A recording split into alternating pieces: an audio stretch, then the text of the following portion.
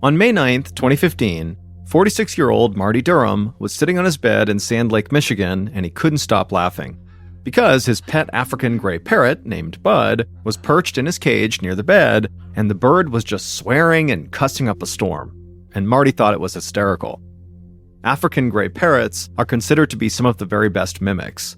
They can imitate specific voices, and they can also have vocabularies of close to 1,000 words. And Bud's vocabulary clearly included more than a few swear words. As his parrot continued to cuss away, Marty began to hear voices coming from the living room. So he told Bud he'd see him later. Then Marty placed his hands firmly on the bed, and he slowly pushed himself up to his feet. Immediately, Marty felt a twinge of pain shoot through his legs, but he shook it off. About 20 years earlier, Marty had been in this terrible car accident, and he'd suffered very serious injuries. Marty had eventually recovered, but he'd had to battle pain in his legs and back ever since. And that pain had actually only gotten worse over time as Marty got older, and so now Marty had to actually wear a brace on one of his legs just to help him walk. Marty made his way from the bedroom down a hallway towards the living room. Marty was tall with short brown hair and a mustache, and he was wearing a t-shirt and denim shorts. Marty stepped into the living room, and he saw his wife Glenna was speaking with his adult son who had stopped by to visit. Marty had 3 children from a previous marriage, and all of them were grown up and out of the house. But they still came by fairly often to spend time with their dad and their stepmom. Marty gave his son a hug, and then he sat down on the couch next to Glenna. The living room was almost like a shrine to Marty's favorite pastime, which was hunting. There were buckheads mounted on the wall as trophies, and the brown leather couch was draped with all these blankets that had images of deer on them. Marty's son asked how Bud the parrot was doing, and Marty just started laughing again, and then he told his son about how Bud was just ranting in the bedroom. Marty and his ex-wife, Christina, had had Bud since the kids were young, so Marty's son had grown up with this bird. After chatting for a bit, Marty asked his son and his wife if they wanted to go outside, and they said yes. So Glenna stood up and she helped Marty get to his feet. Glenna, like Marty, was 46 years old, and she had long brown hair and she wore glasses. Glenna unlocked the back door, and then the 3 of them stepped out onto the new wooden deck that Marty and Glenna had just put in. It was an absolutely perfect day, about 70 degrees Fahrenheit. Marty breathed in the fresh air, and he felt an utter sense of calm come over him. Being outside was like freedom to Marty. There was just nothing like it as far as he was concerned. And that was actually a huge reason why he'd bought the house where he and Glenna now lived. Years after Marty's terrible car accident, he had received some insurance money from the crash, and he had used that money to help him buy his blue wooden house in a very secluded area in the small rural town of Sand Lake. Marty loved the house itself, but it was actually the land that the house sat on that made him happier than almost anything else. From the deck, Marty looked out across the huge backyard at all the surrounding woods, and he couldn't help but think about his next hunting trip. If it were up to him, he'd go hunting or fishing every single day. But he knew he had to take it easy sometimes to give his legs a rest. Marty, Glenna, and Marty's son spent a good part of the day just sitting outside on the deck and talking. And then at some point, Marty's son said he needed to get home, so Marty stood up and he gave his son another hug, and then told him he'd see him soon. Then Marty's son said bye and left the deck and walked around the house towards the front where his car was, and Marty and Glenna just stayed out back on the deck. And hours later, Marty and Glenna were still outside, and they watched the sky turn gold and red as the sun began to set. Marty knew there was no such thing as a perfect life, and he had been through enough to know that everything could change in an instant. But there were times, like right now, when he just couldn't imagine being in a better place than he was. He had 3 kids that he loved dearly, and he was a grandfather with another grandchild on the way. He had this amazing house on this great land, and he was married to someone who he genuinely loved, Glenna. Marty and Glenna had actually first met when they were teenagers, and they had been attracted to each other right away. They began dating, and for a while, they spent as much time together as they could. Both Marty and Glenna had a shared love of nature, so they were always out and about walking around in the forest and going on long walks together, and they also spent a lot of time together hanging out with friends in town. But then, to the shock of a lot of their friends, Marty and Glenna had broken up and gone their separate ways. And not long after they had broken up, they both got married to other people. Marty married Christina, his first wife, and they had 3 kids together and their pet parrot Bud, and for years they had a pretty happy life together. And Glenna had gotten married and had kids of her own too. After Marty's car accident, Christina, his first wife, helped him a lot during his recovery. But their relationship started to become strained over time, and they ended up getting divorced about 5 years after Marty's wreck. Then Marty had moved out, bought the blue wooden house on the amazing land, and continued to raise his kids. It turned out that Glenna had also gotten a divorce, and Marty and Glenna, who had almost been inseparable as teenagers, ultimately reconnected and rekindled their relationship. Glenna had moved back in with Marty back in 2001, and a few years later, they had gotten married. Some of their friends thought it seemed like no time had passed at all, like somehow Marty and Glenna were the exact same together as they had been when they were kids. They could still just sit down and talk for hours at a time and not get bored, and they still love spending loads of time outdoors together. On the backyard deck, Marty and Glenna watched the last rays of sun disappear and then went inside the house. Glenna went to the kitchen to get dinner ready, and Marty headed to the bedroom. On the way to the bedroom, he checked the front door to make sure it was locked. Marty had always been someone who was very cautious, and so he liked to keep all the doors locked and deadbolted even when he and Glenna were home during the day. Some of that precaution was really just because that was Marty's nature, but it was also because Marty knew he kept several hunting weapons and handguns in the house, so if someone did come into the home, he knew things could turn violent very quickly. And even though they did live in a pretty secluded area, there was a road not too far from them, so people did pass by them, and Marty just didn't want to take any chances. Marty walked into his bedroom, and he saw Bud the parrot bobbing back and forth on his perch. Then Marty stepped into the bathroom, and he took a prescription pain pill out of a bottle on the counter, and he washed the pill down with water from the sink. Marty took a deep breath, went back into the bedroom, and sat down on the bed. Marty didn't usually take as many pain pills as were prescribed to him for a day, but sometimes in the evening, his leg pain got a lot worse, and the pills really helped. But even with the big inconvenience of chronic pain and some of the other issues his car accident had caused over the years, Marty still tried hard not to dwell on the past. And as he sat there waiting for his pain meds to kick in, he smiled because he was thankful for what he had.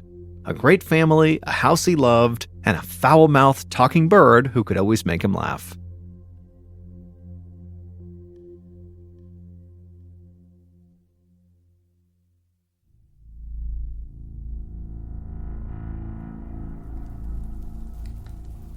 On the evening of May 11th, 2015, so 2 days after Marty's son had come to visit, the smell of Italian food wafted through Marty and Glenna's house.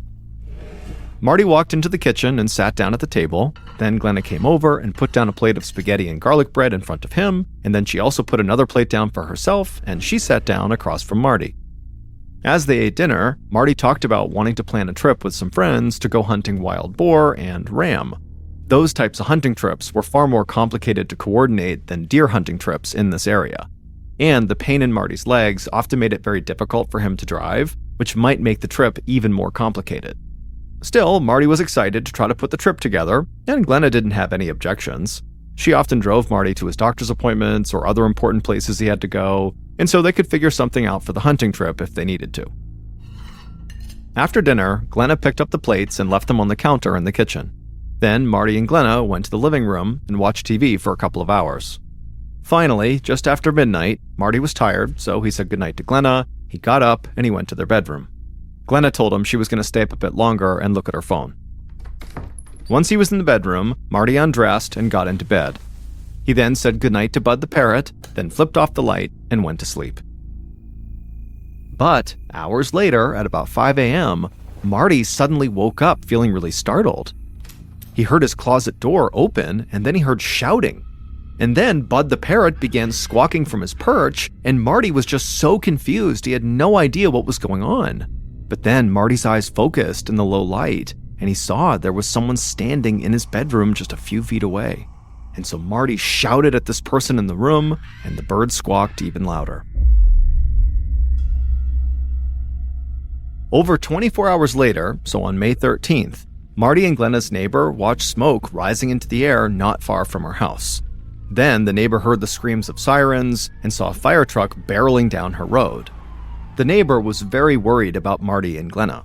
She had texted both of them several times the day before, but neither of them had responded, and this just was not like them. The neighbor and Marty and Glenna were all very good friends, and they talked and texted all the time, and they were always very quick to get back to each other.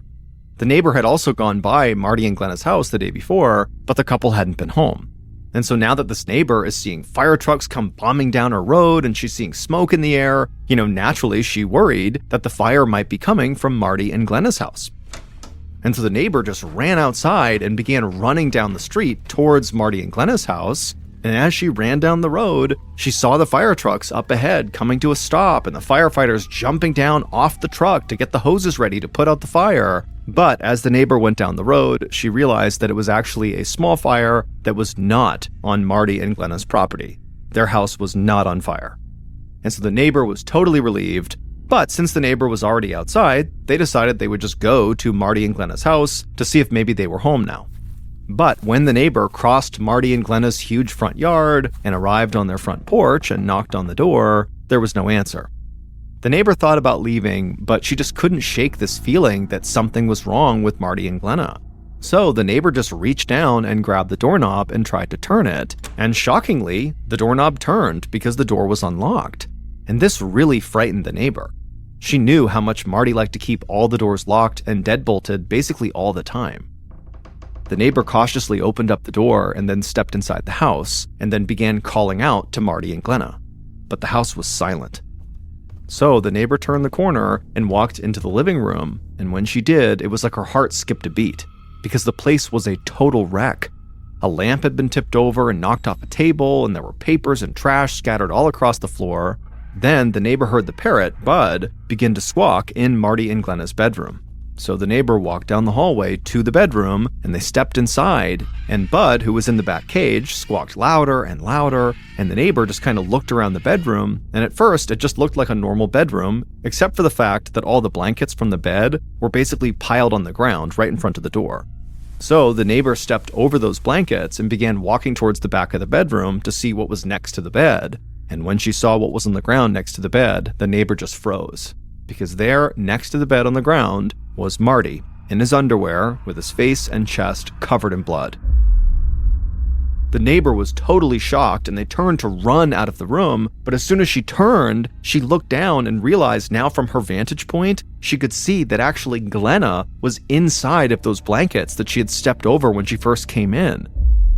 And now the neighbor was seeing Glenna's face, and Glenna's skin was pale and her hair was matted down with blood. And the neighbor just screamed and jumped over Glenna and ran out of that house and then screamed for all the firefighters who were right nearby putting out that small fire.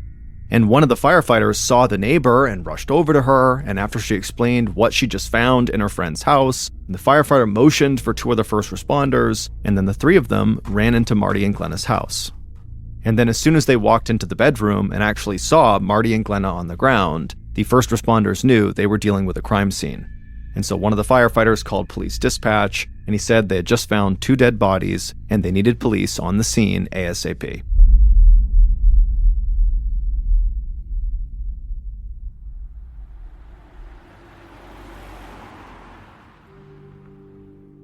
About 2 hours later, at around 5:30 p.m., Sergeant Gary Wilson of the Michigan State Police arrived in front of Marty and Glenna's house.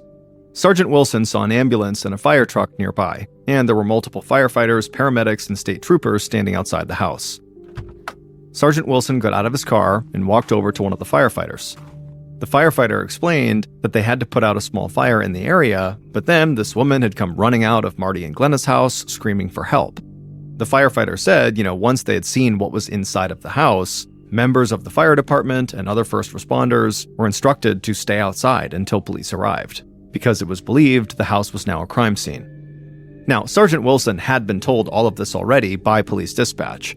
He also had been told that he was very likely responding to a double suicide. But when Wilson approached the house, one of the state troopers went over to meet him, and that trooper believed there was a strong chance they were actually dealing with a double homicide, not double suicide. Wilson followed the trooper inside the house to the bedroom. And when Wilson saw Marty on the floor, he was also pretty sure the man had not killed himself. Marty had multiple gunshot wounds, and there was no weapon nearby. Then Wilson stepped over to the pile of blankets on the floor to get a better look at Glenna's body, but when he crouched down on one knee and leaned in closer to her, he heard a loud gasp. Glenna's eyes opened, and then she screamed. Wilson stood and stumbled back a few steps. He was in shock. Buddy quickly called for a paramedic and kept shouting over and over again that she's alive, guys, get in here. Paramedics rushed into the bedroom and began working to get Glenna oxygen. Then they put her on a stretcher, wheeled her outside, and got her into the ambulance.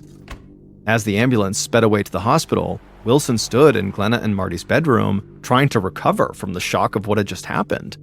And then once he'd caught his breath and calmed down, Sergeant Wilson called in that one of the victims, who everybody thought was dead, was actually alive. And also, Wilson said he believed they were not dealing with a suicide, but a murder, and so he needed a forensics team. Not long after Glenna woke up in the bedroom, a state forensics team arrived at the property and began doing a thorough sweep. In the bedroom, not far from Marty's body, they found several bullet casings. They also found a key to Marty's gun safe on the floor, and they located the safe in the closet. So Wilson's first thought was that someone who knew that Marty kept guns in his safe had taken the key, gotten a weapon out of the safe, and then using that weapon, they had killed Marty and attempted to kill Glenna. And the idea that the killer was someone the couple knew made sense because there was no sign of forced entry in the house. Now, Marty and Glenna's neighbor had found the front door unlocked, so it was possible that maybe Marty or Glenna had unknowingly welcomed the killer into their home. But the forensics team also found something very strange in the bedroom. Marty had died while clutching a patch of hair in his right hand. So they would need to run DNA tests to see if the hair matched Marty's or if it belonged to someone else, like maybe his killer. Sergeant Wilson heard someone calling to him from the living room, so he stepped out of the bedroom and headed that way. When he got there, he saw a forensics officer on the ground bagging a piece of evidence. The officer had found a .22 caliber Ruger revolver underneath one of the living room chairs. Sergeant Wilson knew they would have to wait for ballistics testing to see if this revolver really was the murder weapon, but Wilson already had a strong feeling that very likely this was the murder weapon. And he was almost positive that that gun must have come out of Marty's safe. After several hours in the house, Wilson felt like he still had a lot of questions to answer, so he called the hospital in hopes that Glenna was now in stable condition and able to talk to him about who had shot her and her husband. But doctors would tell him that Glenna, unfortunately, was still very much recovering from her wound and not really in a good position to talk to him, at least not yet. So Sergeant Wilson decided if he couldn't talk to Marty's wife, then he would just start his investigation with other members of Marty's family, his kids. On May 14th, so a day after Marty's body had been discovered, Marty's two sons and his daughter climbed under the crime scene tape outside of Marty's house and approached the front door. They all stood at the door, still in total shock. How could this place that had made them so happy over the years now be just a violent crime scene? It just didn't make sense to them. The siblings entered the house. They were there to pick up Bud the parrot so they could bring him back to their mother, Marty's ex-wife, Christina. But before they actually made it to the bedroom to grab Bud, they were all stunned by the mess in the living room. Their dad and their stepmother had always kept the house very neat and tidy, so it didn't even look like the same place. Then something caught their attention. A large manila envelope was on the living room floor amongst the mess, and so one of Marty's sons crouched down and opened the envelope and looked inside. And he showed the contents to his brother and sister, and they all agreed this was something they should hold on to. Then they went to the bedroom to get Bud the parrot. Soon after they had left, the siblings brought Bud to their mother's house. Then they decided to show the police the manila envelope they had found.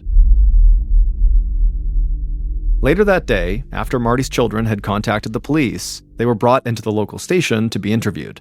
Sergeant Wilson had already planned to begin his investigation with Marty's kids, but now that they had this manila envelope, he was so eager to speak with them. Wilson knew there was a good chance that he was simply dealing with three grief-stricken young people who had just lost their father, but he still could not eliminate any of Marty's kids as potential suspects, at least not yet. So Wilson first led Marty's oldest son, Justin, into a small office at the station.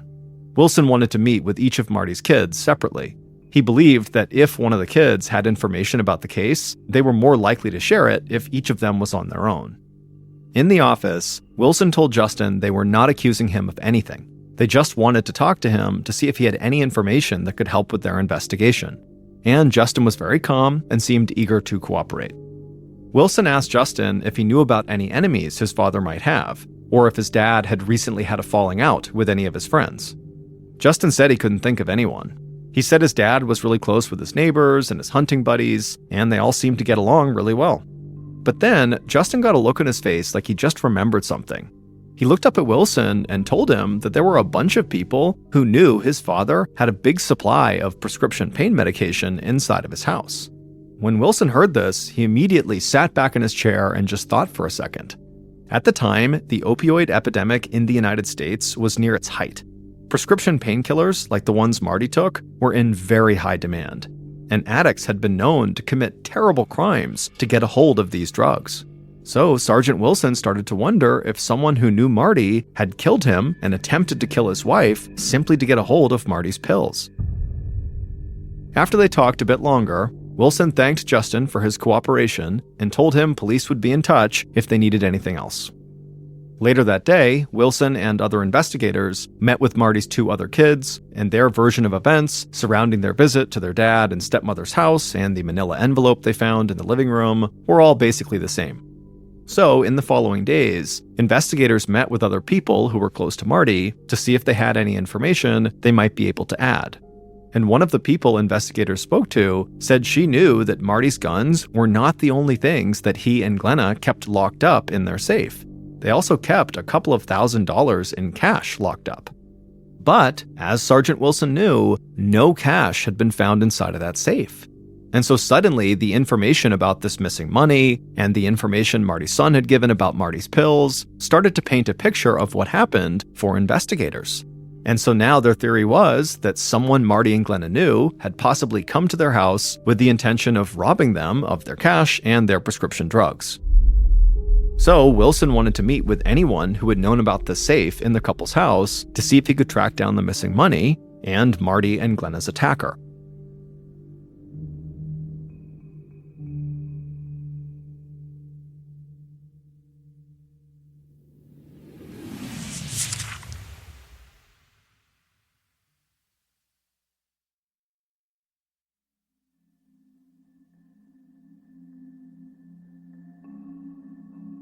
It had only been about a week since the attack, but Sergeant Wilson and the rest of his team were already getting frustrated. They felt like they had all these puzzle pieces right in front of them, but none of the pieces seemed to connect. There was the missing money from the safe, there was that manila envelope that Marty's kids had found in the living room, and there was the potential that somebody had wanted to steal Marty's prescription pain pills. But as investigators spoke to just about anybody who had any connection to Marty and Glenna, they couldn't find any evidence that sort of pointed to a particular person, a primary suspect, and they still had no leads on the missing money. Wilson had desperately hoped that Glenna would be able to provide the missing pieces that would make the puzzle kind of come together, but she was still recovering in the hospital, and so for now, an interview was still not possible. But when the investigation began to look like it was genuinely running into a dead end and might go cold, Michigan State Trooper Barry Wolf took a phone call at his desk. Wolf, like other members of the investigative team, had been worried about the lack of progress they were making. But as he listened to this caller on the other line, he wasn't sure if he was getting the tip police had been hoping for, or if he was about to be sent on an insane wild goose chase.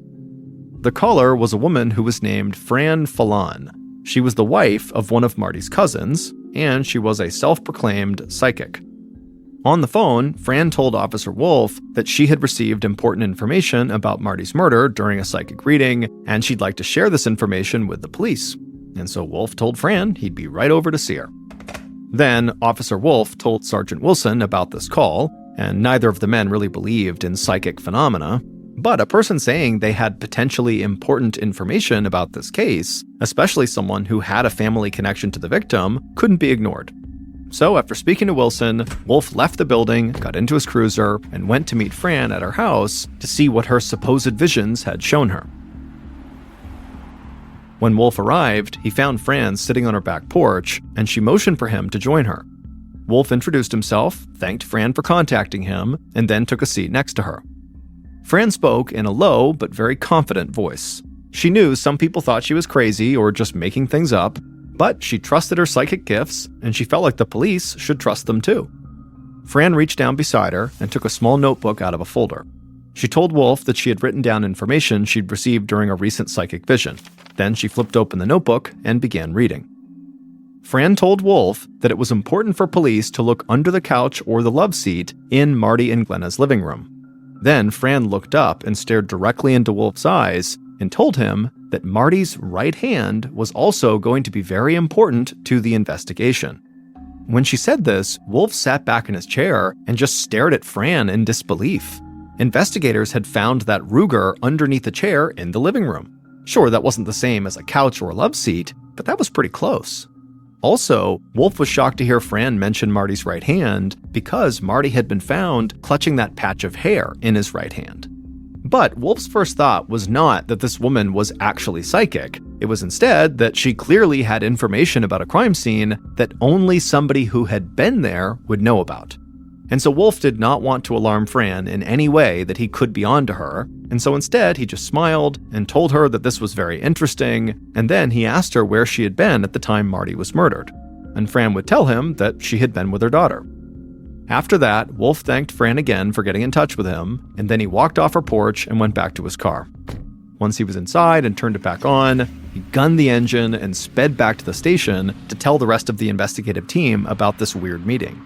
And once he did tell them about this weird meeting, the Michigan State Police had to either accept that Fran really got this information from a psychic reading she'd done, or they would have to add a local psychic to their list of suspects. Sergeant Wilson told investigators to follow up on Fran's alibi, and he could barely believe the turn this investigation was taking. But it wouldn't be long before Wilson realized having a psychic involved was not remotely the weirdest thing about this case. In October of 2015, so almost 5 months after the attack that left Marty dead, Sergeant Wilson finally got the call he'd been waiting for. Glenna had been released from the hospital, and she was now able to speak with police. Investigators had spent the last few months searching for that lost money and looking into the psychic's background, and they had come up empty. They had potential suspects, but none of them seemed all that viable. But now, Wilson would be able to talk to someone who was literally there when the attack happened, Glenna, and he hoped she'd be able to clear up a lot of the questions that he and his team still had. Glenna met with Wilson at the police station, and after they made it into the interview room, Wilson asked her, what do you remember about the day that you and your husband were attacked? And immediately, when Glenna began to talk, Wilson knew he was not going to get the clear-cut evidence he had been hoping for. Glenna told him she'd been struggling with her memory ever since she arrived at the hospital. She said she could barely remember anything about the day of the shooting, or even the days leading up to it. Wilson knew Glenna was dealing with a serious head injury, so her memory loss did not come as much of a surprise. But he still believed Glenna was going to be the key to figuring out who killed Marty. So Wilson began talking to Glenna about pieces of evidence that had been found at the scene, hoping maybe something would spark her memory. But by the end of the interview, Glenna had not remembered anything that could point the investigation in any one direction, and so Wilson began to feel lost again. So, as the weeks and months passed, investigators continued to pursue all of their potential leads, but they still had no clear killer, and Marty's family was now also starting to become very frustrated. They wanted answers, and they wanted some kind of closure. But even as the 1-year anniversary of Marty's murder approached, the case was still open, and people close to Marty had no idea if it would ever be closed. In May of 2016, so a year after Marty was killed, a news reporter for a Grand Rapids, Michigan TV station stared at a video playing on his computer screen. His eyes were wide and his mouth was hanging open. This guy couldn't believe what he was watching. On the video, Marty's pet parrot, Bud, was clinging to the side of his cage, and he was shouting in Marty's voice. Then the parrot's voice would completely change, and he would speak in somebody else's voice who was not shouting, and then the parrot would shift back into Marty's voice, and he would keep on shouting. The reporter was watching Bud mimic an argument the bird clearly had heard between Marty and somebody else, and the reporter was almost certain the other voice that Bud was mimicking belonged to Marty's killer, and that this argument must have taken place right before the murder. Because at one point in the video, Bud mimicked Marty's voice by yelling, "Don't fucking shoot!" The reporter watched the entire video, and then when it was done, he watched it again. And afterwards, he knew it had to be aired. The news station contacted Marty's first wife, Christina, who had gotten Bud back after Marty was killed. Christina told producers at the station that she was the one who had shot that video about a month after Marty's murder, but she had only told people who were close to her about it. She had never intended for it to make the news. But around the year anniversary of Marty's death, Marty's parents had done a follow-up interview with a local TV station, and during that interview, the video of Bud the Parrot screaming "Don't fucking shoot" had come up, and eventually that video of Bud was shown to the local news crew. And then somehow, the video made its way to the much larger TV station in Grand Rapids. And not long after that, the Grand Rapids TV station played Bud's video on the news, and soon the story got picked up all over the world. Suddenly, Bud the Parrot seemed like a hero. He was like a key witness to an unsolved murder, and everyone believed he was going to be the key to solving the case. The worldwide attention Bud's video brought to Marty's murder might have put added pressure on the investigative team, but police insisted that the Parrot video did not change the way they were pursuing the case. Then, in June, a month after Bud's video appeared on TV, investigators announced they had actually made an arrest in Marty's murder case. Police maintained that Bud the Parrot's supposed eyewitness account of the murder had nothing to do with the arrest. It just so happened that at this time, they had finally figured out who took the money from Marty's safe, and soon after that, they had discovered a piece of evidence that broke the case wide open and led them to Marty's killer.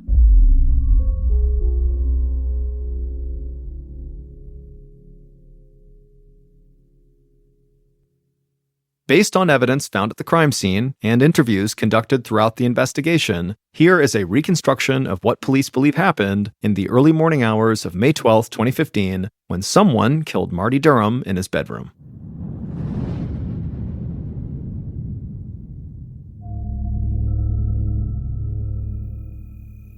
At 5 a.m. on May 12, 2015, the glow from the killer's phone lit their face as they walked down the hallway inside of Marty and Glenna's house. The killer was breathing heavily, and they were scared and nervous, but they managed to walk quietly towards the bedroom. Once they got there, the killer opened the bedroom door and stepped inside. The low light from the killer's phone provided enough illumination that the killer could see the African gray parrot in its cage. The killer quickly walked across the room to the closet, then they opened it up and used their phone light to locate the key to the large gun safe that was inside. Once they had the key, the killer held their breath and unlocked the safe. Tucked away amongst several hunting rifles, they found a loaded .22 caliber Ruger revolver. The killer grabbed the gun and stared at it in their hand for a second. Then they turned, stepped out of the closet, approached the bed, and just started yelling. And immediately, Marty, who was in bed, he sat up, totally startled, and the noise caused Bud the Parrot to start squawking, which only added to the confusion. Marty kind of shook himself awake, and he saw the killer just standing there, and still not sure what was happening, Marty just began screaming too, so Marty, the parrot, and the killer are all yelling. But then, in the light from the killer's phone and the glow from the moon that was coming in through the window, Marty noticed the killer had a gun by their side. And so Marty pulled himself up and out of bed, and right away he very likely felt that pain shooting through his legs and back, and at the same time Bud keeps squawking from his cage, and the killer kept shouting at Marty. I mean, it was absolutely chaos, but Marty was still hopeful he could maybe get out of there. And so Marty raised up his hands in a defensive position and tried to walk past the killer. The killer raised the gun and aimed it right at Marty's chest, and Marty screamed, "Don't fucking shoot!" But the killer fired. They fired 3 shots in rapid succession, hitting Marty in the chest again and again and again. Then the killer fired 2 more times, and those bullets struck Marty's forearm and his back as he fell. Marty collapsed on the floor, dead. And the killer just stood there, staring down at Marty's body.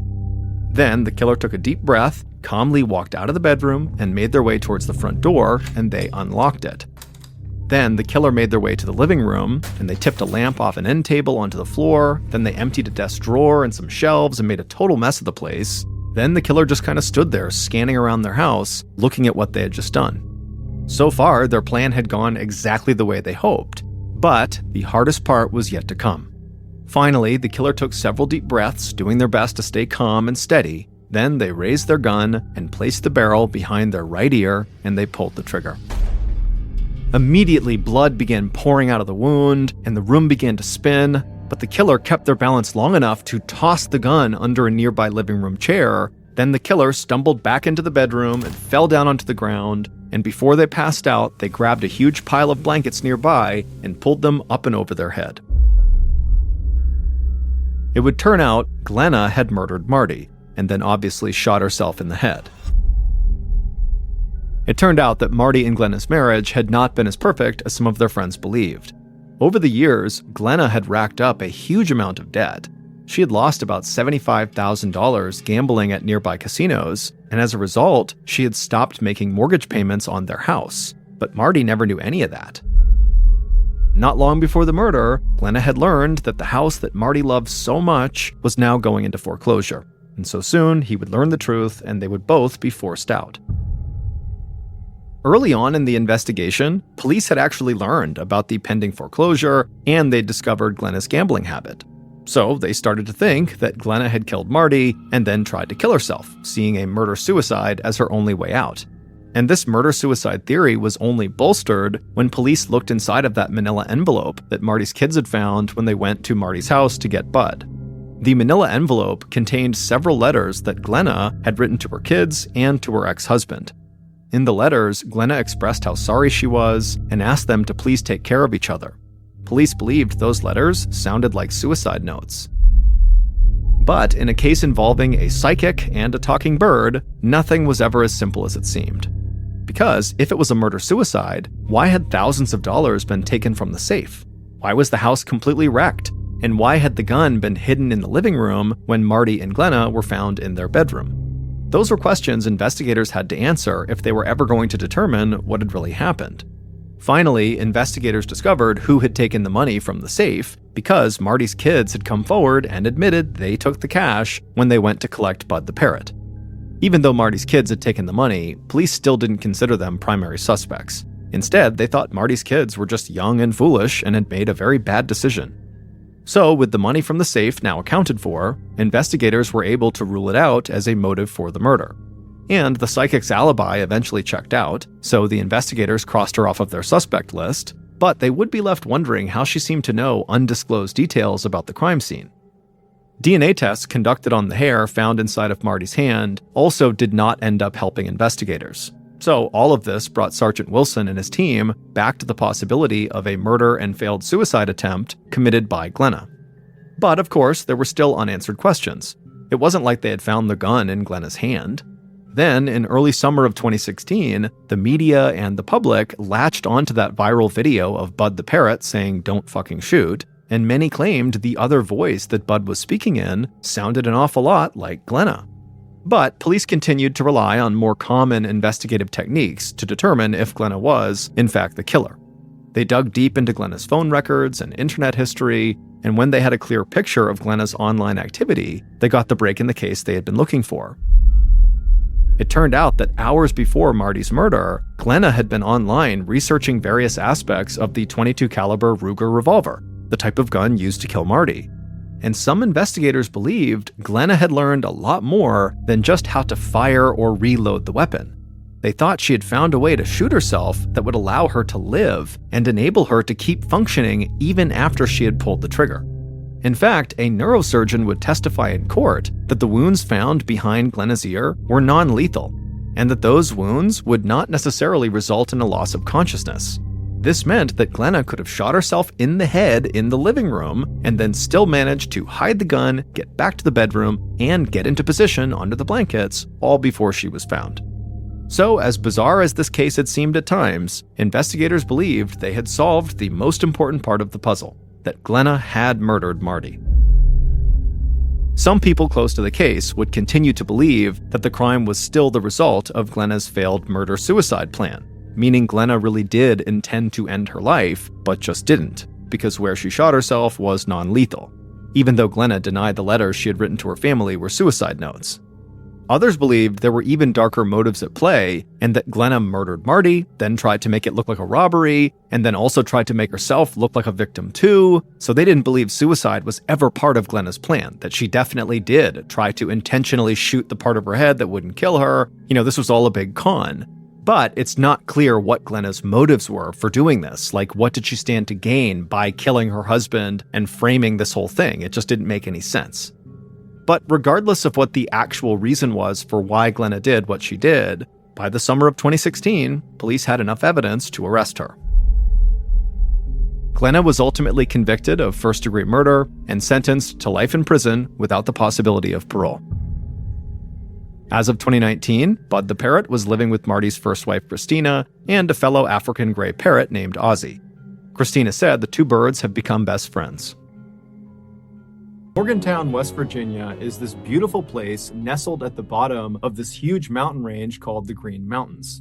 It is a big-time college town, as the famous West Virginia University is located there, and so during the school year, the town is full of young people, and during the football season, the town is absolutely buzzing with excitement. But the college is not the only reason people live in Morgantown. Lots of families choose to live there because there's so much to do year-round. Also, it's relatively safe, and in general, it's an up-and-coming place with new shops and restaurants and museums popping up every single year. But despite all of that, Morgantown is also known for something absolutely terrible, and that is the story of Skylar Neese. In 2012, 16-year-old Skylar Neese was a sophomore in high school in Morgantown, West Virginia. She was a straight-A student, and she worked part-time at a Wendy's, which is a fast food restaurant chain, and by all accounts, she was extremely well-liked by her peers, her co-workers, and had many, many friends. She was the only child of Mary and David Neese, and they absolutely adored her. David, in particular, who was this big, burly man's man, he said that he spoiled his daughter rotten. The parents would say their daughter was full of love and life, and she was fiercely loyal, and at times she could be absolutely hilarious. One of Dave's fondest memories is when Skylar was a very young girl, he was home taking care of her by himself. And that morning, as he's looking after her, she asks him if he will participate in one of her trademark tea parties. And so David, the ever-dutiful father, walks over and says, "Of course, I'll participate in your tea party." And he sits down in this little tiny pink chair, and his daughter, who's got her ballerina tutu on, she's across the table and she's all smiles, and she sits down in her little pink chair, and she hands him this little plastic teacup. And so he takes the teacup and he sees there's water already inside of it, and so he sips the tea inside of the cup, and he says, "Oh, it's so good, honey, you did such a good job brewing this tea." And Skylar is just blushing. She is so happy and so thrilled that he liked her tea. Later that night, when Mary came home from work, she goes to her husband Dave and says, "Hey, how did it go? How was it looking after Skylar today?" And Dave would tell her about all the things they did, including their big tea party. And he would tell Mary that, this time she actually put water inside of the teacup, so it was actually like a real tea party. And Mary stops him and goes, "Dave, Skylar's not tall enough to reach the faucet. How could she have put water inside of those cups?" And it turned out Skylar was using toilet water to fill the teacups. Fast forward to 2012, and on the night of July 5th, 16-year-old Skylar Neese had just finished a night shift at the Wendy's restaurant, and she just got home. She walks through the front door of her family's apartment, and as soon as she gets inside, she tells her parents she's really tired, she wants to go to bed. And so she hugged both of her parents, she told them that she loved them, and then Mary and Dave watched their daughter walk down the first floor hallway, and then they watched her open her bedroom door, go inside, and shut it behind her. The following morning, Mary and Dave both had to work, so they were up early, and Skylar was not up. She was still in her bedroom, her door was still shut, and so they assumed she was just going to sleep in. And so Mary and Dave, they make breakfast, they're chatting, they're kind of doing their morning routine, and then when it was time to go to work, they decided, let's not bother Skylar, she worked late last night, let her sleep in. And so the parents, they leave without seeing or talking to their daughter. Later that afternoon, Dave would come home early from work, and he gets to the apartment, he goes inside, and it's quiet. Now, Mary was still at work, but Skylar at this point really should not have been asleep. It's like 2 or 3 o'clock in the afternoon, and so he's thinking, she's got to be up around here somewhere. And so he yells out to his daughter, "Hey, I'm home, where are you? What are you up to?" But there was no response. It was just silent. And so he walked down the first floor hallway towards his daughter's bedroom, and he saw the door was still shut. Now, she only kept that door shut when she was sleeping, and so he's thinking, okay, I guess she must still be asleep. This is really late in the afternoon, so, I'm going to knock on the door and see if she's okay. And so he knocks on the door and says, "Hey, Sky, it's late in the afternoon, you got to get up." But there was no answer, and when he listened to the door, there was no noise coming from the bedroom. And so he thought that was pretty weird, and so he knocked a few more times, he yelled out a few more times, and when there was no response, no answer, no sound, He opened the door up, and when he looked inside, Skylar was not in there. Now, Dave was thinking to himself, I don't think my daughter told me that she would be gone today, or at least not right now. And he's trying to think, did she say something? Was she meeting someone today? And he couldn't think of it. And so he just pulled his phone out and he called his daughter, but she didn't pick up. So he called his wife, Mary, and Mary's at work, and Mary picks up, and Dave asks her, hey, have you seen Skylar, or do you know where she is right now? And she would say, no, I don't know where she is. Maybe she's out with one of her friends. And so after Dave hung up the phone with his wife, he wound up calling one of Skylar's very closest friends. Her name was Sheila, and she had known Skylar since they were in second grade. They were practically inseparable, and he had a good relationship with Sheila. And so he just calls Sheila and he says, hey, I haven't seen Skylar. She's gone right now. Do you know where she is? And Sheila would say, no, I'm sorry, I don't. But I did talk to her last night. But, there was nothing unusual about our interaction. It was just normal texting about, normal stuff. And so Dave said, okay, thank you. Well, if you could, can you please try to get in touch with Skylar? And if you do get in touch with her, please tell her to get in touch with us. Or if you hear anything about her, please just let me know. After Dave hung up the phone with Sheila, he kind of stopped and just looked around his daughter's bedroom and thought, maybe there's some clue in here about where she's gone. And at first glance, really nothing seemed out of the ordinary. But when he walked around her bed and was looking inside of her closet, he saw the mesh screen that should have been mounted on the outside of her window was in her closet. And he's thinking, why is that in there? There's no reason for it to be in the closet. And so instinctively, he just turns around and walks over to the window that this screen is supposed to be on. And when he looks down at the bottom of the window, he sees it's open, barely, just enough where you could maybe get your fingernails underneath the window and pry it open. And so Dave reaches down and opens this window all the way. And because there was no screen on this window, he just stuck his head all the way out the window. So his head is outside of the apartment. He's just kind of looking around, looking for some explanation of why this screen had been removed and put in her closet. And he got his explanation when he looked straight down and saw on the grass outside, just several feet below this window, because this is a first floor window, there was a bench, and the bench clearly had been moved there recently. For Dave, even though he had never heard of his daughter sneaking out of the house before and really didn't think that was something she would do, he's looking around thinking, okay, the evidence in her room and now outside of her room really indicates that that is exactly what she must have done the night before. She must have snuck out.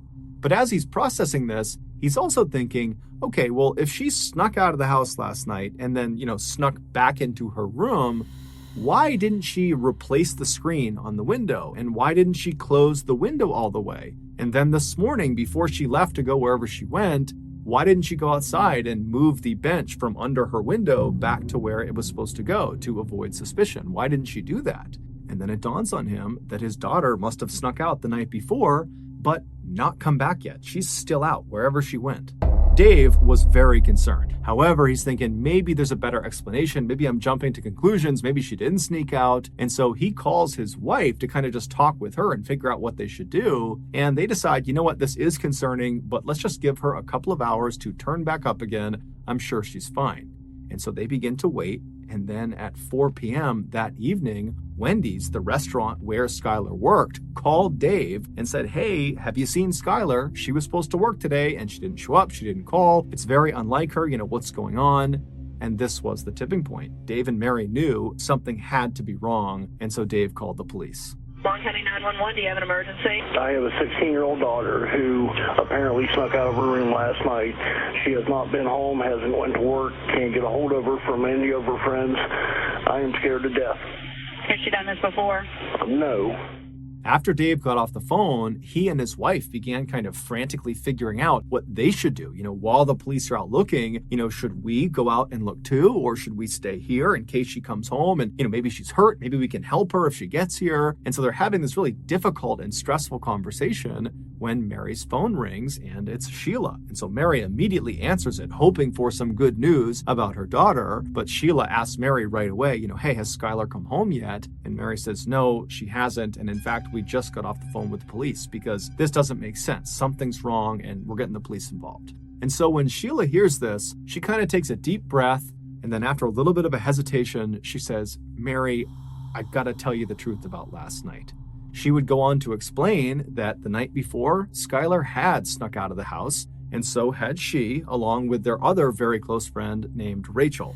And Rachel was someone that Mary and Dave also knew very, very well. The three girls were kind of like best friends and totally inseparable. And so Sheila said the three of them snuck out. And in fact, they did this a lot. And they would drive around town and smoke marijuana together. But this was not the big reveal. Despite this being fairly shocking to Mary and Dave, this was not the big reveal. The big reveal was that when they went out and snuck out of their houses and smoked weed together, they would make sure they never drove their car. Whoever was driving would never drive directly in front of any of their houses because they were concerned that the noise from the car could wake up parents and then they'd get caught. And so the way they would do it is after they snuck out of their house, they would walk a block or two away from their house, and then they would call or text the other two, and they'd get picked up, and they'd go do their thing. And then when they got dropped off, they would get dropped off a block or two away from their home, and then walk the rest of the way. And so Sheila told Mary that last night, like so many other nights, she dropped Skylar off about a block away from their apartment, and then Sheila and Rachel drove off. So they did not actually see Skylar enter her apartment. So they don't know for sure if she actually made it home okay. And so this was obviously horrifying for Mary and Dave to hear because it totally opened the door for their daughter to have been abducted during this walk from the drop-off point back to her apartment. And the street she was on was not well lit. It's the middle of the night. It's dark. She's potentially high on marijuana. And so it seemed like that was a very realistic thing that could have happened, as horrifying as it sounded. And so after Mary got off the phone with Sheila, she called the police and she updated them about what Sheila had told her. And then Mary and Dave met up with Sheila and Sheila's mother and began searching the immediate area around their apartment in hopes that maybe, she fell somewhere and she's trapped and she just needs to be picked up or helped in some way. But after searching for several hours and knocking on dozens and dozens of doors, nobody saw anything, nobody knew anything, there was no sign of Skylar. And so as this group is totally down, they don't know what to do, they feel totally helpless, they know the police are out looking for Skylar, but they want to do something and they don't know what to do.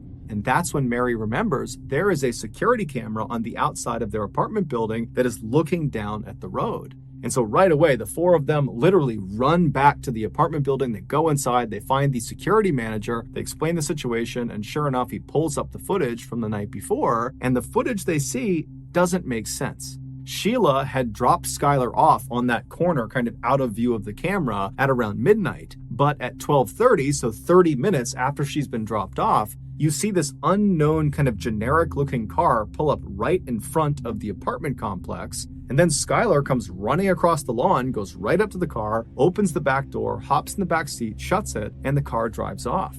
Even though this did not solve the mystery of where their daughter was, because they had no idea what car this was, who was driving it, or where they were going, Mary and Dave still felt relieved because from their perspective, it seemed like their daughter had willingly got into this vehicle. Whoever it was, whatever they were doing, she had gotten in on purpose, which meant she probably was not being abducted, which was their big fear. Over the next couple of days, the police analyzed this footage and tried to get information about this car, but the footage was so grainy, they couldn't do it. However, the police were telling Dave and Mary, hey guys, I'm sure Skylar is going to show up any day now. As much as you may not want to believe it, that your daughter is capable of running away, it is fairly common for teens to do that. They'll run away and then, a couple days later, they'll pop back up. And so I'm sure that's what's going on with Skylar. She chose to get in that car. And so I'm sure she will choose to get back in touch when she feels comfortable. So a couple of days go by and the parents haven't heard anything from their daughter. And then a couple of weeks go by, still nothing. And then a couple of months go by, still nothing. And this is all despite the fact that there is a massive search happening led by the police, and locals in Morgantown have put flyers up everywhere that have pictures of Skylar Neese's face everywhere in town and in neighboring towns. It was like you could not go 5 feet without being reminded that this girl is missing. Have you seen her? If you have, give us information. Despite the amount of publicity this case was getting, no one came forward with any meaningful information. It was like Skylar had just vanished and no one had a clue what happened to her. Her parents were obviously devastated that they had no idea what happened to her, but they were kind of holding on to this idea that, maybe she did run away and maybe she will eventually be in touch with us. But by December of that year, so 6 months after Skylar had gone missing, no one had heard from her, no one had seen her, no one had any idea where she was, there was no new leads. And so people were starting to feel less and less optimistic, and the case was starting to kind of go cold. And then on December 12th, something totally unexpected happened that changed everything. On that night, Rachel, the other friend who had been there with Sheila and with Skylar on the night that Skylar had vanished, she has a full-blown nervous breakdown. In fact, it's so bad that she's screaming and running around and she's punching her family members, and her mom actually calls the police on her.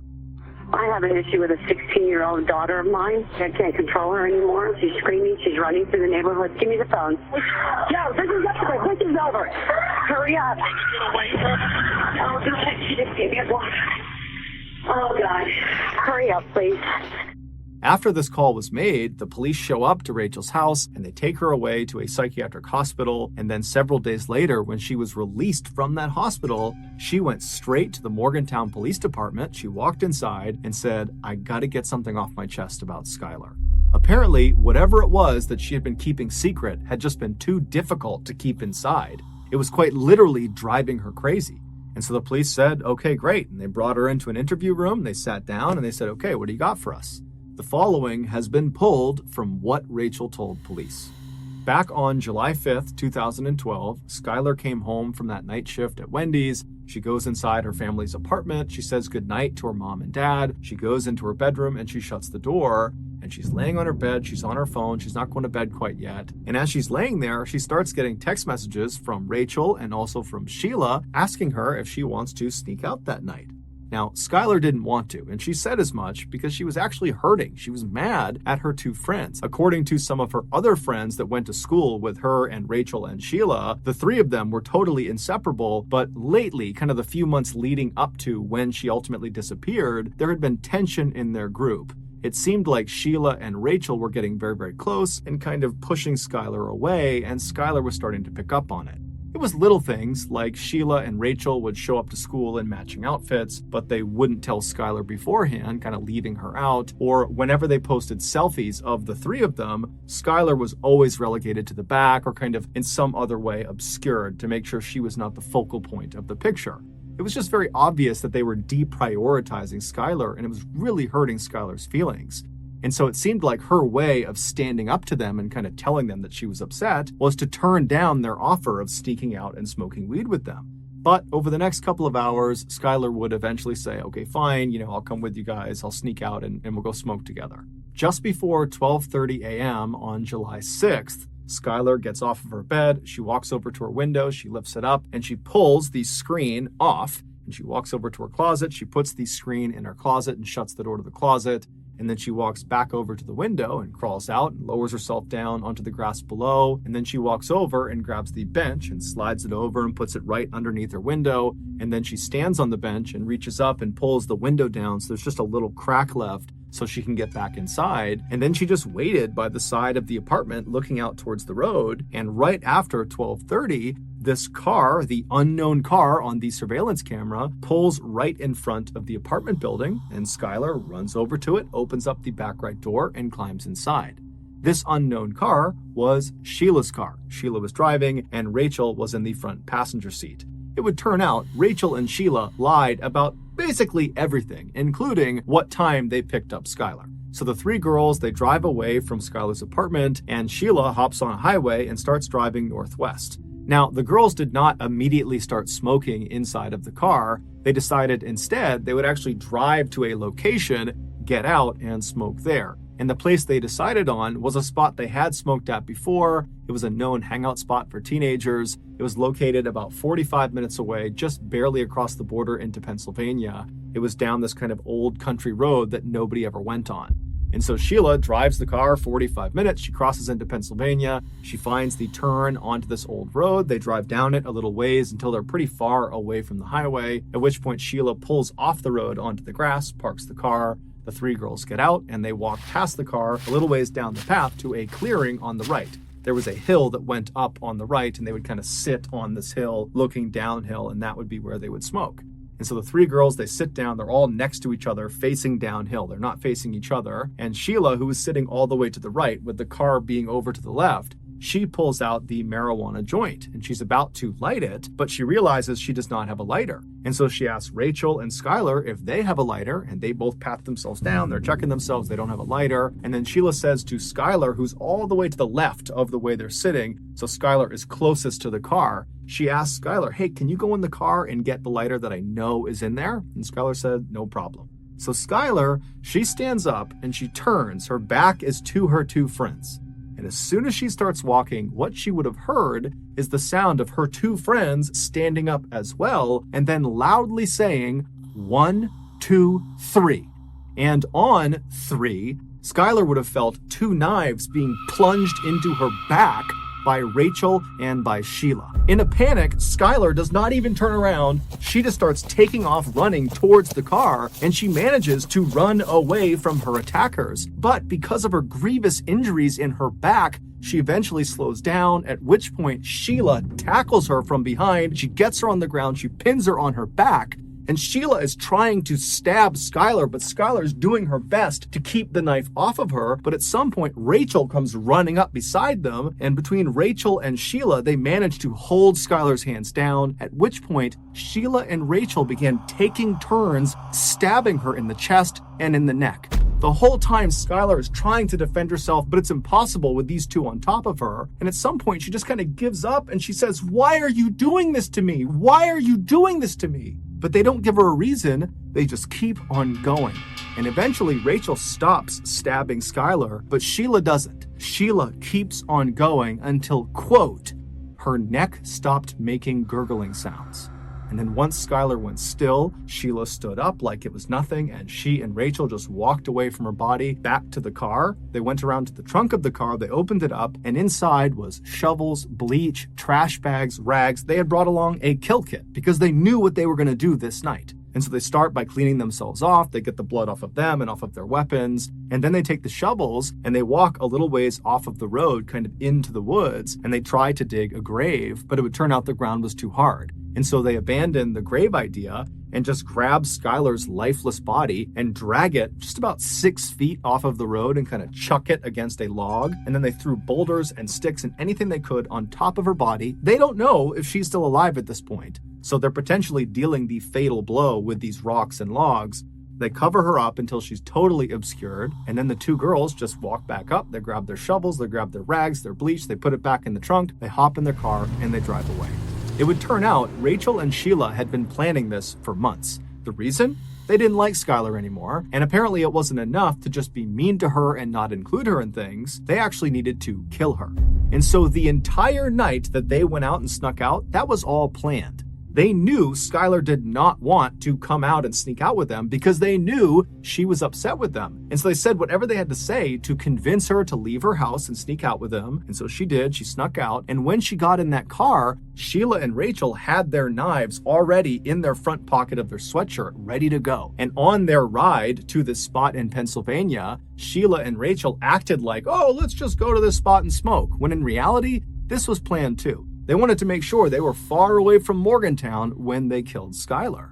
And so when they got there and they walked down to their spot to actually begin smoking, Sheila and Rachel had intentionally not brought lighters, and Sheila had left a lighter in the car specifically so she could ask Skylar to go get it. Because the plan was, as soon as Skylar gets up to get that lighter and her back is to us, Sheila and Rachel had promised each other that they would count to 3 and then attack her. Ultimately, Rachel would be sentenced to 30 years in prison, but she'll be eligible for parole in 2023. And Sheila would be sentenced to life in prison, but she would also be eligible for parole in 2028. During their trials, Rachel was very remorseful and even gave an apology to Skylar's parents during the sentencing phase. Sheila, on the other hand, smirked during her trial for most of the time. She was smiling and totally making light of it. She said she didn't do it. She was totally not remorseful, and she did not offer an apology to Skylar's parents. She did, however, leave an unbelievably cruel message on Twitter.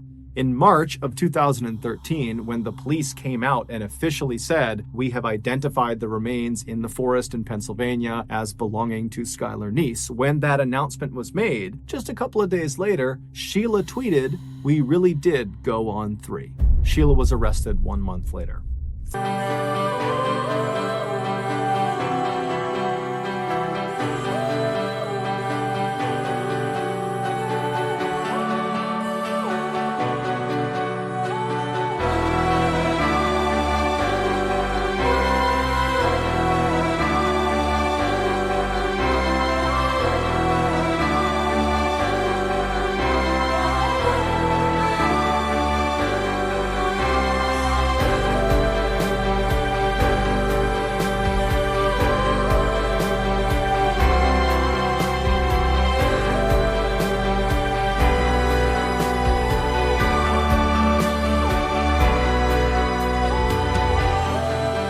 Thank you for listening to the Mr. Ballin podcast. If you got something out of this episode and you haven't done this already, please offer to give the 5-star review button a manicure, but intentionally cut one of their nails short enough that it is slightly uncomfortable to the touch. Also, please subscribe to the Mr. Ballin podcast on Spotify, Apple Podcasts, Amazon, Google, and anywhere else you get your podcasts. This podcast airs every Monday and Thursday morning, but in the meantime, you can always watch one of the hundreds of stories I have posted to my YouTube channel, which is just called Mr. Ballin. If you want to get in touch with me, please follow me on